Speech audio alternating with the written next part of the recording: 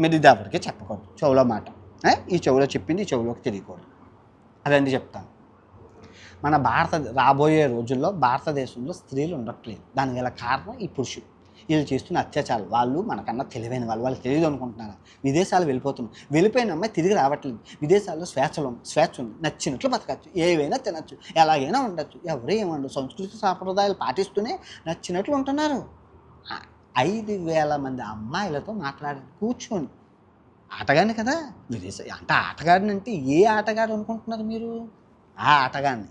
అమ్మాయిని కూర్చోబెట్టుకుంటాను, మాట్లాడతాను. ఏంటమ్మా చెప్పండి, మీరు ఎందుకు ఇండియాని వదిలేసి వచ్చారంటే ఇదే సమస్య.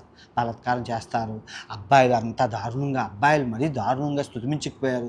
ఒక ఇన్స్టాగ్రామ్ పోస్ట్ పెడితే వాళ్ళ గోలే, వాళ్ళ రచ్చే, మ్యాన్ ఈగో అనేది పెరిగిపోతూ వస్తుంది. ఇంకా అందుకే ఆ బాధ భరించలేక విదేశాలు పారిపోయాము అని చెప్తున్నాను. ఇలాగే కంటిన్యూ అయితే 10 మంది అబ్బాయిలకి 5 అమ్మాయిలే ఉంటారు.